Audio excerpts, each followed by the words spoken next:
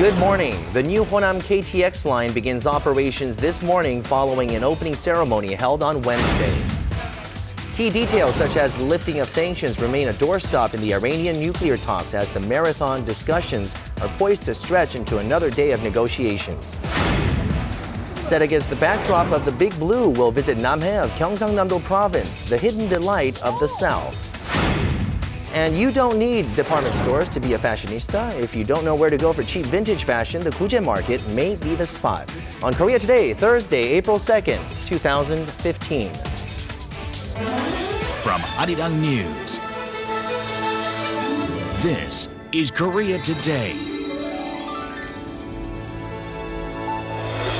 And a good Thursday morning on the second day of April. Thank you for joining us on Korea Today. I'm Kim Young alongside Jin and Kim Min-jung. Good morning, everyone. Those of you in Seoul might have noticed some nostalgic-looking buses running around in Seoul yesterday. Well, the Seoul city government has begun operating 3 trolley buses, and they are not exactly trolley buses in the strict sense of the word, in that they don't operate on electricity from overhead wires, but they surely look like trolley buses that used to run in Seoul in the 1900s, right? Right. These 3 trolley buses will be added to the panorama route of the Seoul city tour buses that runs from Gwanghwamun through all of the major tourist attractions in Seoul, such as Namsan Mountain, Myeongdong, and Hongdae, you name it. And they will also be providing tour guide services in Korean and also in English, Japanese, and Chinese to attract more visitors. So not only can you get a picturesque cityscape of Seoul on a bus, you get to do it in style and in vintage fashion. Right. We're looking at some vintage clothing later on today's Korea Today. Now we're going to jump to our top story for this Thursday morning. The new Honnam KTX line from Seoul to Korea's southwestern city of Gwangju has officially began operations this morning following President Park Geun-hye's participation in the opening ceremony on Wednesday. President Park said that the new bullet line will pave the way for the Jeolla provinces in taking a huge economic leap forward. 호남 고속철도 건설에 따른 25조 원의 경제적 파급 효과와 함께 전북, 광주 등 지역별 창조경제 혁신 센터를 중심으로 활발한 인적 교류와 기업 이전을 촉진하게 될 것입니다. The president also jumped on for a short ride on the 182-kilometer track that will allow travel from Seoul to Gwangju 90 minutes faster than before. 1,200 people attended the opening ceremony, including government officials and ruling and opposition party lawmakers. In line with this, plans to increase KTX services from Incheon Airport to Gwangju during its hosting of the 2015 Summer Universiade in July were also announced. There are also expectations that the high-speed railroad will promote advanced rail technology around the world. Prosecutors have charged Kim Ki-jong, the attacker who slashed the face and arm of U.S. ambassador to Korea earlier this month, with attempted murder, assault on a foreign envoy, and business obstruction. Prosecutors said Wednesday 55-year-old Kim, who claims that he had no intention to kill Ambassador Mark Lippert, had meticulously planned the attack 3 days in advance to protest against the joint military drills between Seoul and Washington, which took place last month. Kim, however, was not charged with violation of the national security law, which prohibits South Koreans from publicly sympathizing with the communist North Korean regime. Prosecutors said they will continue to delve into his past pro-North Korea activities to decide on further charges. In the meantime, Ambassador Lippert in his blog thanked the South Koreans, saying the incident only strengthened his belief in the bond between his country and Korea. Business owners and smokers beware following a 3-month grace period enforcement on a nationwide smoking ban at all public areas, including restaurants, cyber cafes, and coffee shops began on Wednesday. A fine of 100,000 won, or roughly $90, will be imposed on violators, while the owners of the establishments in question will be fined 1.7 million won, or some $1,500. The first day of enforcement showed that most restaurants and drinking establishments abided by the ban, but a number of internet cafes were cited for violations. The Ministry of Health and Welfare on Tuesday warned the regulations will be strictly enforced. The possible deployment of the U.S. missile defense system known as THAAD to the Korean peninsula has been a highly controversial issue in Korea and for its neighboring nations as well. And with the U.S. defense chief set to make a two-day visit to Seoul starting next Monday, attention is being drawn as to whether the topic will be discussed during Ashton Carter's talks with his South Korean counterpart. Arirang News' Connie Kim takes a look into the looming speculations and issues that need to be dealt with to get THAAD negotiations started. When U.S. Secretary of Defense Ashton Carter visits Seoul next week, he'll meet with his counterpart Han Min-gu to discuss responses to North Korean missile threats and the transfer of wartime operational control set for mid-2020. And what'll be closely watched is whether these defense chiefs touch on the deployment of a terminal high-altitude air defense system, also known as THAAD, to the Korean peninsula. The U.S. government has not formally proposed THAAD talks. If Carter does during his trip, it will become a political issue. Then Seoul and Washington will be pressed to make a decision. So there's a possibility that the American anti-ballistic missile defense system will be discussed.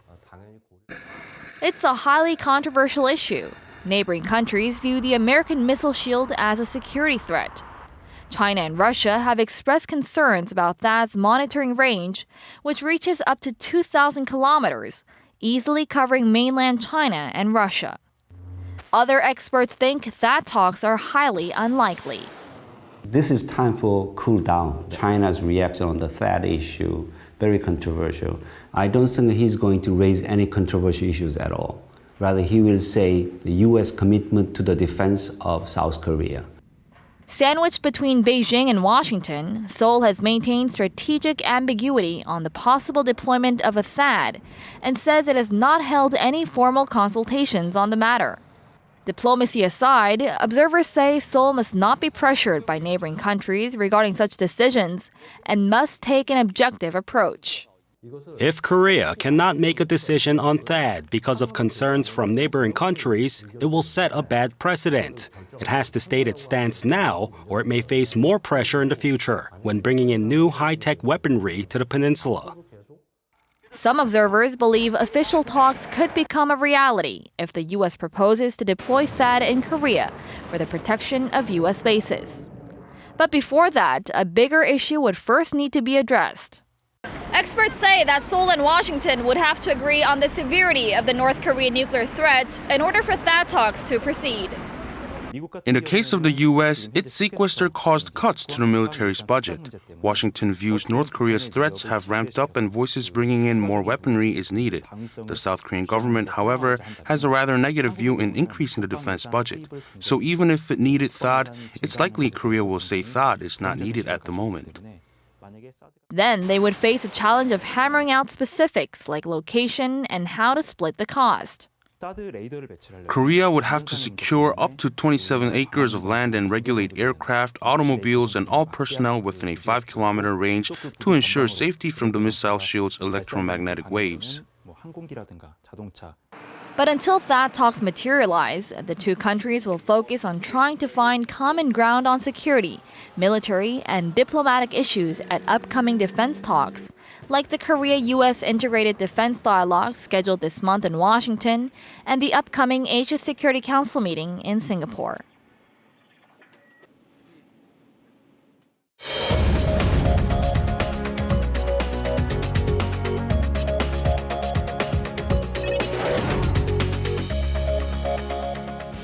Good morning. It's time to run through the front pages of your newspapers. Now, mostly economy-related stories on the local papers this morning. Let's start with one regarding welfare spending that's been going to waste, and we'll begin with that story on 조선일보. And this title says it may save $2.7 billion this year by blocking wasted welfare budget. Now, if we take a look at these sub-headlines, at his first policy meeting since coming into office, Prime Minister Lee Won-gu vowed yesterday to conduct a thorough check into government spending to ensure that taxpayers' money is not being wasted. He stressed that what's more important than setting a budget is focusing on monitoring whether any government spending is wasteful or redundant, adding that such is the government's duty to the citizens. He also said he plans to reinvest the reduced expenses on the welfare sector. Meanwhile, if we take a look at the mail business newspaper, here are some words coming from Choi Kyung-hwan. It says Choi Kyung-hwan plans to introduce zero-based budgeting for next year. And this is what the finance minister said yesterday, adding on to Prime Minister Lee Won-go's push for an extensive financial reform.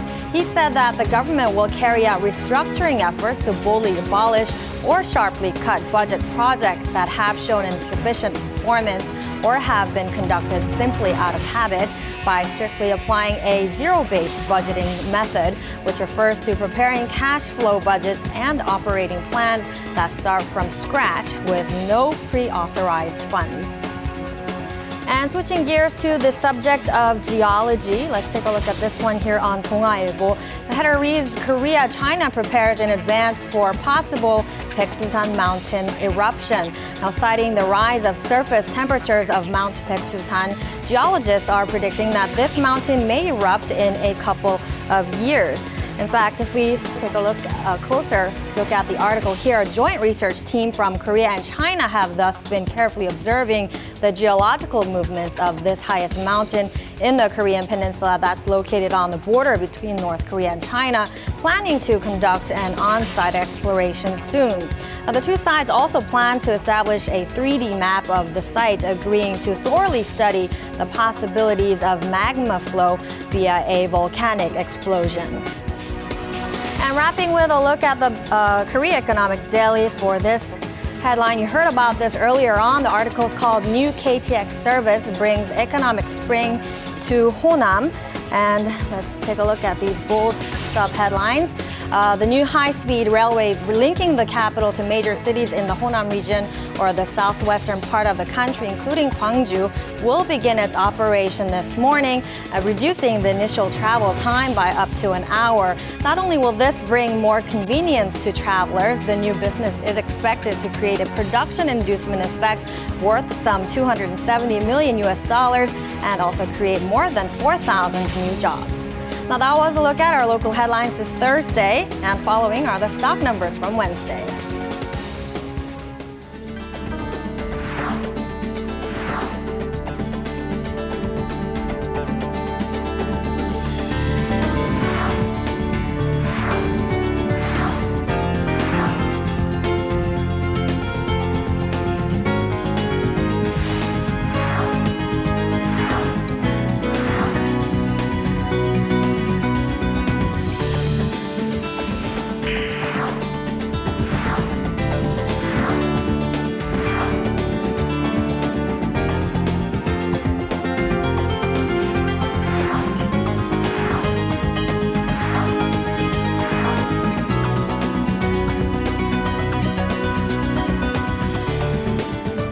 We did receive some rain on and off yesterday, and we are looking at similar weather conditions today. That's right. We'll go to Chun Sung-cho, who's joining us from the Seoul district with more on today's weather. Sung-cho, good morning. Good morning, guys. Yes, it looks like spring rain is a frequent visitor this week, and I can kind of feel it in the air that it's coming soon. I mean, the air feels a lot more humid and more winds have started to pick up as well. A trough of low pressure system over East China's Shandong province is slowly approaching the Korean peninsula, and it's going to bring stormy weather with it. Heavy rains and gusty winds are set to hit Jeju first in the early afternoon, and they're facing downpours of over 100 millimeters in the next 24 hours. The system will move across the rest of the country tonight into next morning, releasing up to 60 millimeters of showers, and the east coastal regions and Gyeongsangnam-do Province are expecting a little bit less, up to 40 millimeters. Thunder and lightning are possible in some areas as well, so you should definitely watch out for that. Overall, it all sounds like good news, especially for farmers who've been dealing with drought conditions all season. Rain is expected to subside tomorrow morning, only to return on Saturday for the southern regions. And with that, let's take a closer look at today's temperature readings around the nation.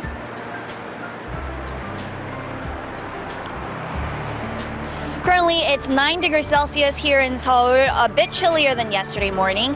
But things will warm up as we move into the day. Mercury levels are going to hit 19 while peaking at 21 both in Daegu and Gwangju. This is all for me with the weather forecast. Back to Minjung in the studio.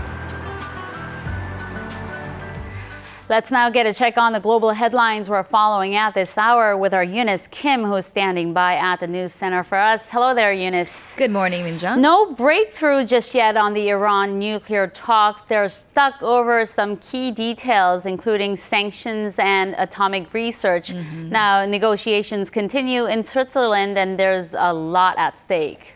Yeah, you're absolutely right, not least of which is a thawing of a 12-year standoff between the West and Iran. Obviously, a lot more than that. But some foreign ministers have already headed out of Lausanne, where those talks are taking place, and patience is running thin. We hope that our colleagues will recognize that they need to exhibit political will and flexibility in order to move forward. Iran has exhibited that political will. Iran has shown its readiness to engage with dignity. But if we are in a situation where we sense that the talks have stalled, then yes, the United States and the international community is prepared to walk away, because we've been very clear about what kinds of commitments we expect, and we've been clear about those kinds of commitments for in excess of a year. Well, those talks continued into overtime yet again, as Washington said it was willing to keep going as long as progress was being made toward the finish line. Secretary of State John Kerry will stay in Lausanne at least through Thursday morning, even as his counterparts from France, Russia, and China have already left the city. Earlier, Russia's Foreign Minister Sergei Lavrov had said a general agreement on all key aspects had been agreed, while Britain's Foreign Secretary Philip Hammond had said some key issues were still needed to be worked through. Now, disagreement still remains over the condition of lifting UN sanctions and also Iran's future atomic research, according to reports.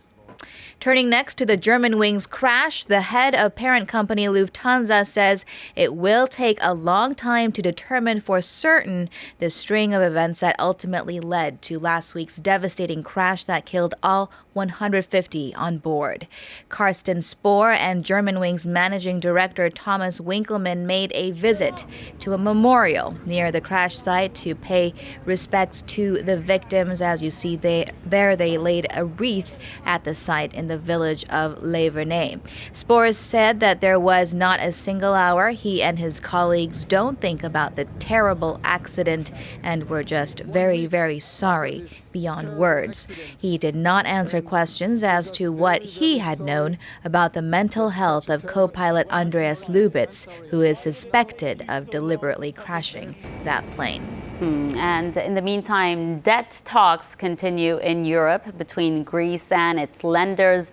Now, despite the hurdles, though, one high-ranking EU official is optimistic that a deal can be hammered out, and pretty soon, too. Right. Greece, of course, has been on the brink of running out of money, and despite the possibility of a Grexit, Athens has said it is intent on striking a deal that works for both its lenders and the country that wants an exit strategy from borrowing lots of money. It is in this context that European Council President Donald Tusk said he was confident a deal with Greece can be reached, and by the end of this month, too. He was answering questions by reporters in Madrid on whether the EU had a plan B in place. He said he was focused on plan A and described the situation in Greece as under control. Eurozone deputy finance ministers are reviewing Athens' most comprehensive reform plan yet. 26 pages of reforms, though no sign of unlocking bailout funds just yet, Minjung. All right. We'll have to keep an eye on that story as well. Thank you for the global news update, Eunice. My pleasure.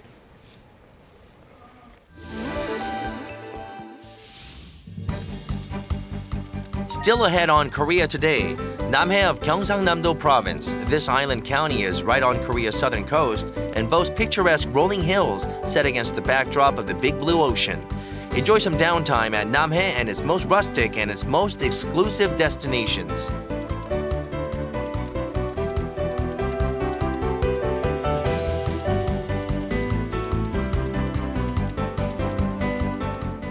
The saying, seeing red implies unhappiness, maybe a little anger. Colors are undoubtedly attached to emotions, and for the late American artist Mark Rothko, colors were a chance to express his many emotions. And Im Yoon-hee joins us with a report on this. Good morning. Good morning. So Rothko is considered probably the most important post-war American artist, and he really set off waves around the global art community for his color blocking. And now they brought dozens of his original works to Seoul. Take a look at this next report. Within this canvas, this window into the soul, what do you see? Mark Rothko saw emotions. He saw humanity. He saw a lot more than meets most eyes. As one of the most famous post-war artists, Rothko gained worldwide fame for his abstract expressionist style, his signature look that brought about a new type of art, an entirely new art experience. Rothko wanted to share his emotions with his audience, but not in the way his predecessors had. He created a style all his own. There are two issues with the history of art. Realism portrays what the artist sees, and expressionism is used by artists to show their emotions. But Rothko was an abstract expressionist. He showed his emotions on the canvas with very little resemblance to reality. But even that doesn't justly describe him. If there's too much of oneself in the work, it's hard to understand for others. Rothko wanted to express, but also share his emotions and feelings with others.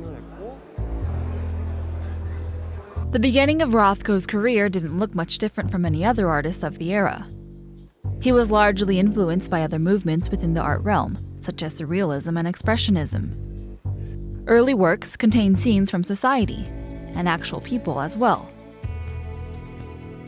But as Rothko developed his style, his career matured, and a distinct style began to take shape. Figures and lines began disappearing, and colors and large shapes became more prominent. But as the paintings became less visually crowded, they became more emotionally charged, conveying Rothko's recurring thoughts about life. And towards the end of his career, overwhelmingly about death.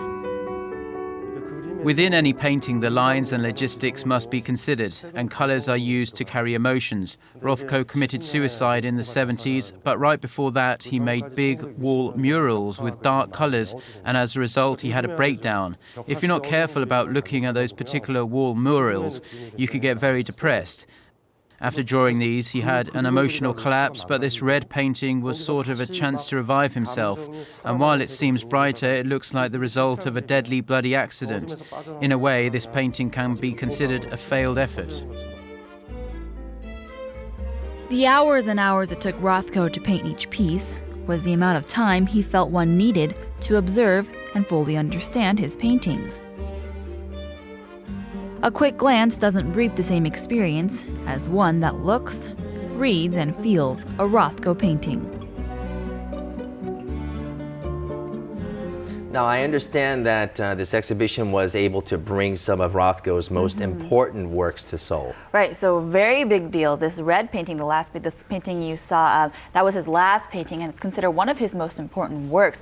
Now, the fact that it's here is very special because it's they don't usually lend it out. It's from the National Gallery of Art in Washington, D.C., and that gallery is actually under renovation, so we were able to bring it here and see it for ourselves. So, a very rare opportunity to see this work. I've heard of people that weren't really all that interested in art. They become fascinated with his work for some odd reason, and I do also understand that his work isn't one of those types of canvas paintings that you can just look at for a few seconds and walk away from. Exactly. So they suggest when you go to this exhibition that you don't just shimmy through it, but that you actually spend time with each work. So when you go there, they set up a lot of benches around the entire gallery, and so you can sit there and take time and kind of look at his works. And they actually say that he wanted people to look at his paintings for as long as it took him to paint it, and that's when you really feel the full extent of all the emotions that he felt when painting it. So for him, the biggest message he wanted to send was the emotions that he was feeling while painting. So in order to get that full effect, you have to sit there and really look at them. Okay, so take some time out and make sure you look at each and every painting,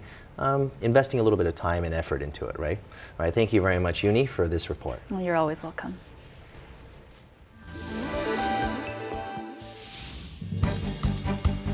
And still to come on Korea Today, show everyone who's the real fashionista with a trip to the Guje Markets in Seoul. We're going shopping for hot vintage class at extreme bargain prices. All you need is a bit of patience and good taste, so come along for a ride to Dongmyo and Guje Markets.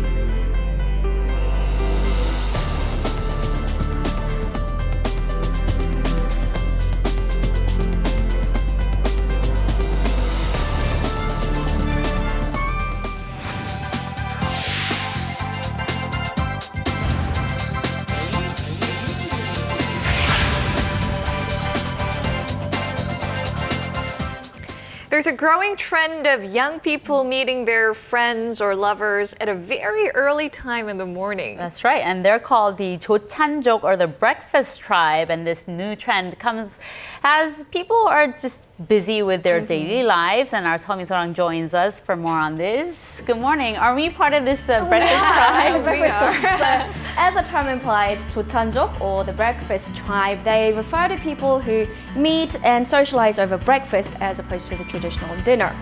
So for example, they might meet their old school friends at 8 a.m. and have breakfast together at a 24-hour kimbap shop, or have a 6 a.m. mini date with their boyfriends and girlfriends at a nearby fast food restaurant before heading off to work. Now, it's not that they really enjoy waking up early, but more that they don't have free time during the rest of the day. For example, those studying for major exams or preparing for new jobs have their afternoons and evenings filled with classes and interviews one after the other, while for office workers, working overtime and pesik or company get-togethers mean that they go home very late. So for these people, it's breakfast is the safer, if not the only option that they have. Right. I totally understand, because those pesiks or company get-togethers could go on and on if it involves some alcohol. Right. 1차, 2차, and then on and on. And with breakfast, because people, they usually have places to get to at a certain time, it means that there's a definite end. It doesn't depend on the whim or anything, and it ends earlier. So there's that benefit. Now, onto another trend. An increasing number of Chinese officials are coming to Korea to sit their driver's license exams. Now, in China in July last year, they stripped officials below the vice minister level of their official cars and chauffeurs. And so the officials now have to drive their own cars, meaning that for many of them, they have to sit the driver's license exams for the very first time. Now, China has a very difficult and notoriously difficult driver's license exam. So according to British newspaper Financial Times, a lot of these Chinese officials are coming to Korea to sit the exam because of the less arduous process, going back to China and converting the Korean license back to a Chinese one. And wrapping up, a finless porpoise was stuck in a river in Korea for 4 days, and rescue workers tried to save it, but it unfortunately eventually died. Now, this is a video of the rescue operation. So a finless porpoise is stuck at a river in Guje City in Busan. It swam here from a connecting sea, but it's been stuck here for the past 4 days. So 10 or so rescue workers try to capture it to return it back to the sea. After 3 hours, they managed to catch it. It's a 1.8-meter long porpoise, but his tail is injured, rescue workers quickly get to treating it. They keep pouring water over him and even massage his heart, but his breathing becomes slower and slower, and he eventually dies after 40 minutes. Oh my goodness. Such a sad story. How did it get to the river is another question. They don't know. They assume that it sort of drifted in from a nearby sea, and then he got lost. He lost direction, so he couldn't get back out. Oh, poor thing. He's such a cute creature. I know. With a It doesn't smiley help. face. Yeah, he's actually his official name is finless tortoise, but his nickname is the smiling porpoise because of the smile. Well, may he rest in peace. Yeah, I mean, porpoises, they're known to be highly intelligent, like the beluga whales and dolphins, and experts believe that he died because of being very exhausted and stressed out during those 4 days that he was stuck. Right. Thank you for that, Sorang. You're welcome.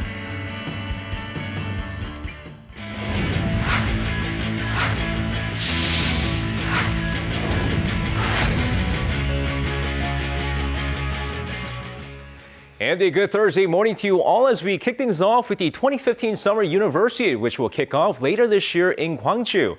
And with the event about 5 months away now, President Park Geun-hye herself is making sure everything's on the right track. Now, according to an official, President Park Geun-hye inspected the preparations for the 2015 Summer University in order to make sure that the city can successfully host the event. And with about 20,000 athletes, officials, and press from the 170 countries coming together from July 3rd to the 14th, event organizers will make sure everything is done on time as the city becomes the third Korean city to host a university event. We're now well into the new 2015 LPGA season, and starting on Thursday U.S. time, the first LPGA major of the season will tee off with the 2015 ANA Inspiration. Now a brand new tournament name, but the familiar faces of the LPGA will vie for the top prize as Lexi Thompson looked to repeat last year's performance when she became the second youngest major winner. But with Lydia Ko on fire this season, she may just be the favorite to jump into Poppy's Pond, a tradition amongst the winners of the major event. Meanwhile, Park In-byu trails Ko in the World Golf Rankings, look to pull off another major victory en route to taking back her #1 ranking from the teenager. Now, Kim Hyo-ju, Kim Se-young, and Jang Han-an. Now, these are some of the names that are currently in the LPGA but started their career in the KLPGA. And thanks to their success, the KLPGA is seeing a huge rise in popularity. And with that, for the first time in history, the KLPGA Media Day took place on Wednesday, with a brand new season teeing off a week from now. And to showcase a new look for the KLPGA, they revealed a brand new emblem using the colors red for passion, blue for sportsmanship, and yellow for vision. Now the big question remains, who will be the next Kim Hyo-ju in 2015? Now, the last time the Samsung Hwajae Blue Fangs in the men's V-League failed to win the championship title was back during the 2006-2007 season. And since then, they were pretty much unstoppable until OK Savings Bank took the first 2 games of the championship series and went after the sweep on Wednesday night. And just like the first 2 games, OK Savings Bank dominates offensively and defensively as they take the first 2 sets, 25-19 and 25-19 once again, before the Blue Fangs take the 3rd set. But the 4th set of the game, despite a late rally from the Blue Fangs, it's Robert Landy Simone and the OK Savings Bank who take the 4th set for a 3-1 victory and their first V-League championship title. Well, congratulations to OK Savings Bank on their first championship title, and that's going to wrap it up for me. This has been SJ. Have a great rest of the day, and see you guys again for your sports needs.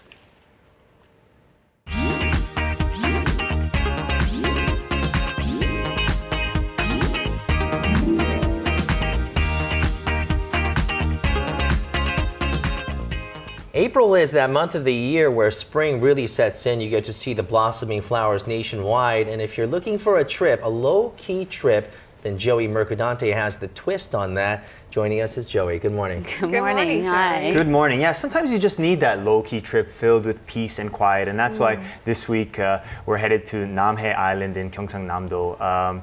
Just a great place. It is, 5 hours away from Seoul, so it is sort of far, but definitely worth the trip, and you'll see why in my next spring report in Namhae.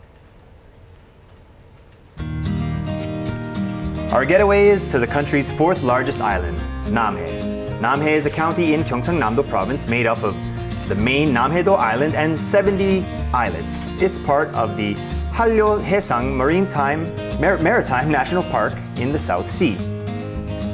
To get to the county, we took Namhae Daegyo, Asia's largest suspension bridge. Today, I'm here at Namhae, which is also known as Treasure Island. I wonder what kind of treasure I'll find today. My trip started with a fun stop on top of Kudusan Mountain at Yangmori School, a 300 square meter farm with sheep, geese, pigs, rabbits, and donkeys. Smile. Donkeys. Smile. Oh, good boy. The mountaintop farm had large pastures that overlooked the ocean, but I wasn't there for the view. I was there to hang out with the animals. Hey! You're stealing all my food! The air is clean, and the children love it here. At first they are scared, but that's because they don't get this kind of opportunity. It's nice. My friend Bruno Mars. Doesn't he look like Bruno Mars? Next, I checked out more sites of Korea's Treasure Island, everything from the terraced fields, Taranginon, to the different themed villages that they had, like this one, American Village. Interesting. And this famous spot, the orange-tiled roofs of quaint houses at German Village. Many Germans and Korean residents from Germany reside there. Beautiful houses. Yeah, they are. In the 1960s, some Koreans moved over to Germany in order to work and get some money to build up the Korean economy.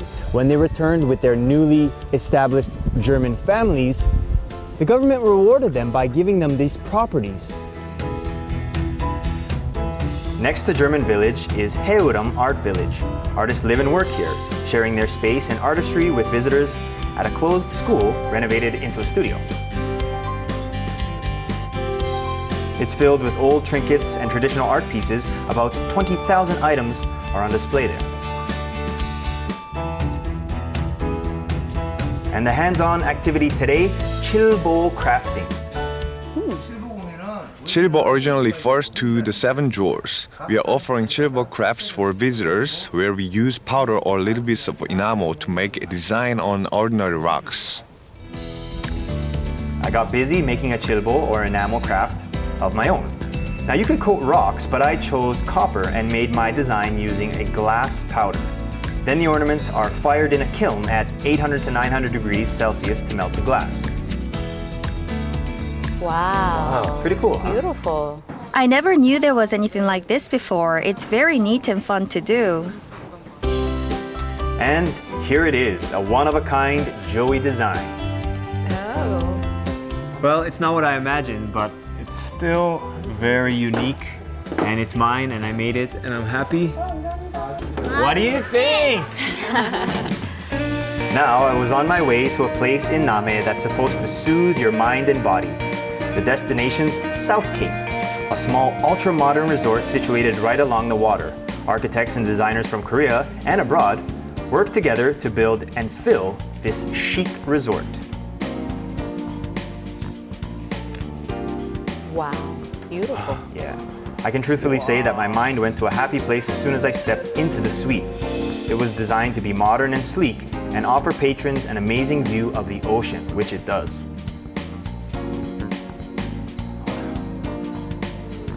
And if you step outside, the South Cape's Owners Club has a private 2 million square meter golf course on the coast. It's hard to focus on the golf, to be honest. The background is just like a painting. So just imagine this, around the golf on a course built along Aria's coast, rocky cliffs, and overlooking a cobalt blue ocean. I mean, you're literally teeing off across ocean water. It's enough to make any golfer around the world jealous. Ooh, going in? At this course, I mean, the healing aspect is really what makes it special. The sound of the water, the mountains around you, the trees, it's just so refreshing and so healing. After golf, nothing feels as good as a warm stone therapy massage. This TheraSpa is a medical spa, so you know they know what they're doing when they're working on your muscles.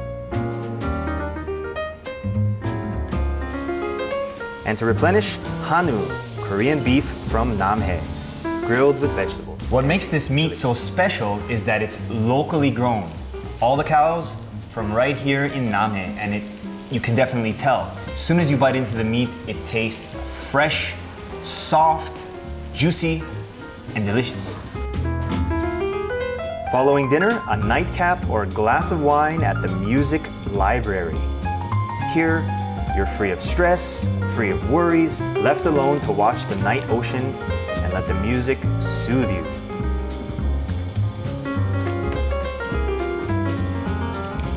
Today I set out to show you some of the treasures of Namhae Island, and I think that I've done just that. I hope I surprised you. I surprised myself.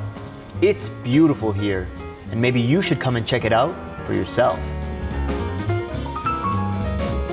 Wow, it It looks like you definitely had a relaxing trip, especially at the end there. That golf course, you know, it's the golfer's paradise with the view overlooking the ocean. Tell us about that course. I felt like I was playing on like one of the top 10 golf courses in the world. Felt like that. Definitely one of the most beautiful ones in Korea. And yeah, it's just great.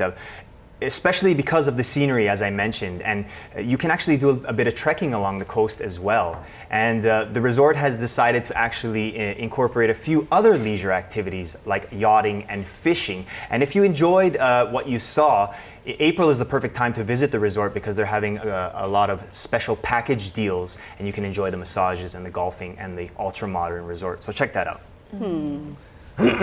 Excuse me. Now, the Yangmori School, it sounds like a great experience for kids. Petting zoo and all that, right? Yeah. So while the adults play golf and enjoy their fun, they could come back and take the kids for a day of...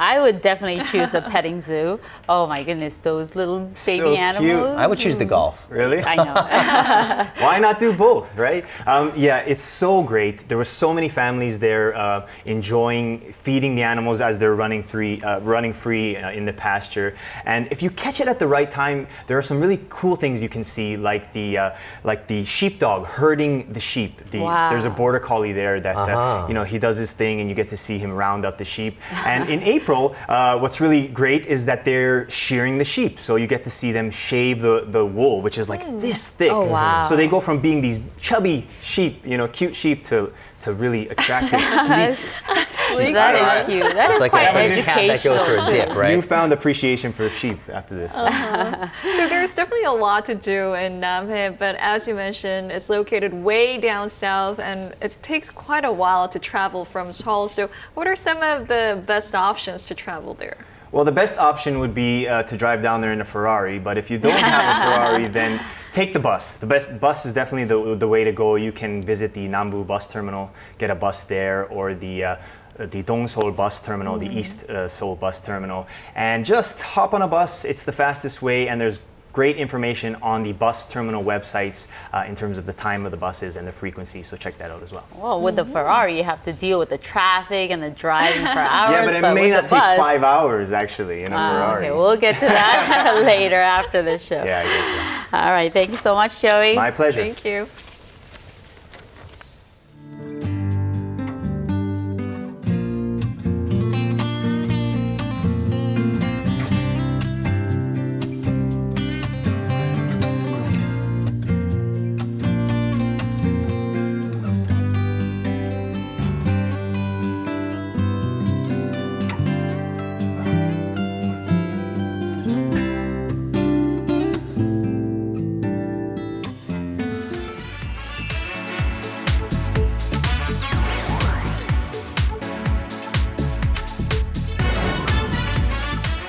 Now, shopping for vintage fashion and secondhand clothing might not be your cup of tea, but what if you can get a deal, a pair of jeans for $2 and a pair of shoes for $5? That might change your mind, right? That's right. I'll end up getting 10 pairs of each. Right? Now we have our fashion guru in the studio joining us. Punita Bajaj joins us to tell us about a couple of places where you can get great fashion at bargain prices. Good morning. Good morning. Good morning. Yes, so I did visit a couple of secondhand vintage markets this week, and I was so surprised to see the variety. I mean, it was just endless. There were mountains and mountains of clothes just stacked onto each other, and it was very intriguing because these pieces can date back to 10 to 20 or 30 years ago.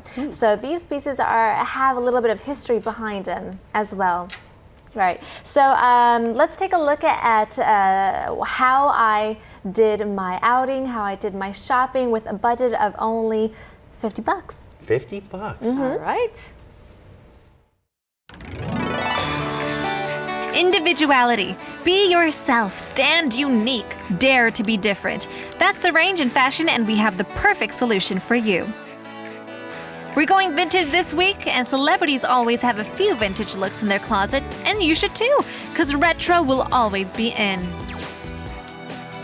The first step, know where to shop. Check out Gyeongsangnam Market at Cheongno-gu. Hey guys, this week we're going to introduce Korea's vintage clothing. So we're going to do a bit of bargain hunting, and our very first stop is Gyeongsangnam Market. So let's take a look at what they have in store for us. The second floor is the Guje Market, where all the vintage secondhand fashion is. And it's always full of hip, cool-looking shoppers. Yes, they have an enormous selection, but what's the real reason for their popularity? The greatest advantage you have here is that items which are ordinarily very expensive can be bought at exactly 1/10 the price here. This secondhand market has amazing prices, allowing even the most humble of students to shop till they drop. Plus, did I already mention their vast inventory? They have a little bit of everything for everyone. All you have to do is look. It's great that there's so much to choose from, and it's very cheap. I tried on a few light jackets for the spring, and even single items like this could take my casual, nondescript look and pull it together into a fashionable, retro look. All this variety meant most customers leave happy, but there is a catch. You gotta put in the hours. What you have to remember is that this takes legwork. Shoppers should know what they want and be ready to try on a lot of different things to find that item. That's how you find your bargain. Our next stop, Dongmyo Flea Market in Chunggu District. It opened in 1980 and is easy to find, right in front of Korea's national treasure number 142, Dongmyo Shrine. We're here in Dongmyo where they sell secondhand clothing and appliances. And if you're lucky, you can catch some designer items as well. You can see a variety of people from young and old, from Koreans to foreigners alike. So let's go check out what they have in store for us. The flea market here is considered to be a mecca for vintage shoppers in Korea. They have antiques and other great knicks and knacks from the past. On the weekend, about 600 vendors set up here, and past the antiques is a street full of fashion steals. Let me tell you what I mean by steals. $5 for a shirt, maybe $20 for designer pants, and jackets for the price of a cup of coffee. Everyone has their eyes peeled to look for the best finds possible.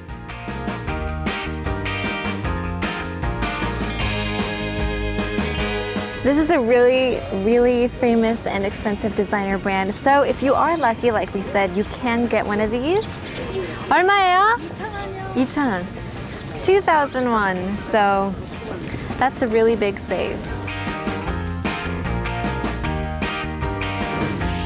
If you're lucky, you'll find a fur coat for $3 and accessories for less than $5. There are super pricey designer labels for unbelievable bargain prices. People of all ages love to drop by and test out their luck, and the immense popularity of the market brings in tons of tourists. It's really fun here. You can people watch and find things at good prices. This one I find there's a lot of interesting characters. The other markets are more sort of general sort of food markets and things. There's a lot of sort of interesting things being sold here. So since we're here, we decided to get a full spring makeover. But I do have a budget of only 100,000 won. So we'll see what we can find from head to toe for less than $100. Give yourself a good chunk of time when you visit any secondhand market, because you should browse everything and compare prices. I bought my first denim shirt here after a lot of looking.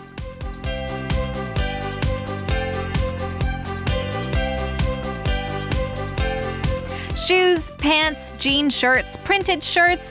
I made my way through the stalls and picked up a new outfit. The clothes fit me perfectly and the prices made me smile.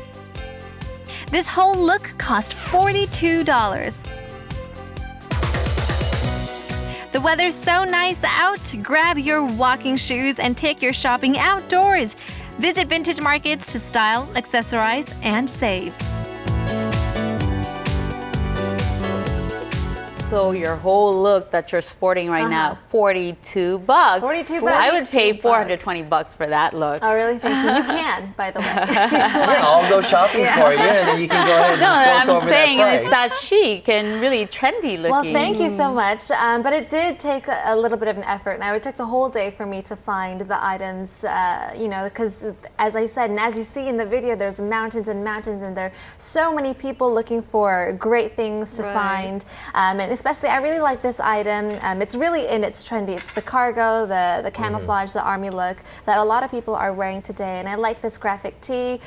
Joey was actually, looking, kind of scanning it, so maybe I'll give it to him. It'll be a third-hand item. But I really enjoyed thrift shopping, I guess. It was my first time here in Korea, or ever, so it was a nice experience. And I really recommend it for everyone out there, because I think it's geared towards every age group. You'll see young people, old people, foreigners, Korean citizens as well. So it's a nice experience. Like going through the pile of clothes to find the ones that look brand new would be like really You hard have to have a good eye. Yeah, for sure. Sure. And the thing is that the distribution is quite interesting. Most of the products are the import and export things that couldn't sell past the sell date, or they're overstocked, or some things like accessories, for example, jewelries, hats, belts, shoes, and things like that. People, the merchants, find all over the country.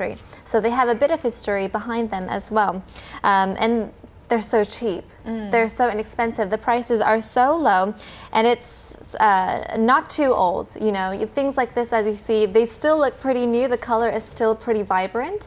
But if you happen to find maybe some holes here and there, they will sew it up for you. But most of them are pretty clean. They're dry cleaned. Now you know where you'll keep the holes for that vintage look. Right? You could. You know where to find me this weekend, going through. I'm gonna go with you. How much is it? $2? $200. I'll pay for it probably. But what else is there to do when you're there at the Gwangjang Market? And right, also the flea market? I was gonna say that you could get hungry, because people are just, you could fight for these items as well, and you could get hungry.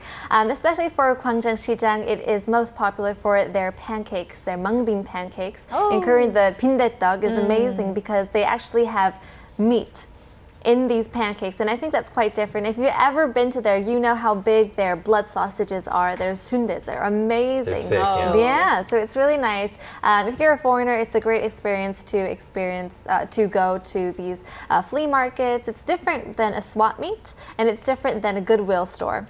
So it has its own unique experience, and it's definitely something that I would recommend to anyone. Okay, so last but not least, smart shopping is actually going to the Guje Market and shopping there. But how can you get even smarter while you're over there?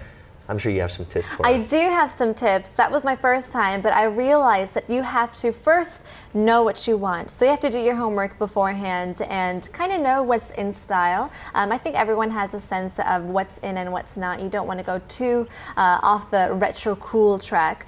So definitely, number one, know what you want. Number two is that you could haggle. I mean, these bargaining, fighting, whatever you want to call it, it is it is capable that you can, bargain for cheaper prices. And they're pretty tough too. If they don't want to, then you can't. But if you're nice to them, they'll be nice to you. And then the second thing is browse a lot. Since it is a huge market, I mean, there's rows and alleys upon rows and alleys, and you don't want to buy the first thing that you see. So definitely browse a lot, take your time. And the thing is, if you want to get there early in the morning, it is nice because no one's there. But they do drop their prices around 2 p.m. So if you want to get a cheaper outfit, sure. All right. Okay, well, wow, 2 p.m., right? After the show. So I'm terrible at bargaining, so that's where Young will come along and try to bargain for me. $5? $50. And I'll keep 45. I'm bringing Chinchi. All right, thanks so much, Panita. Thank you. Thank you. All right, well, that's just about does it for this edition of Korea Today. And thank you for joining us on this edition. We'll see you back here tomorrow morning at exactly 7 a.m. Have a great day. Bye-bye. Thanks for watching.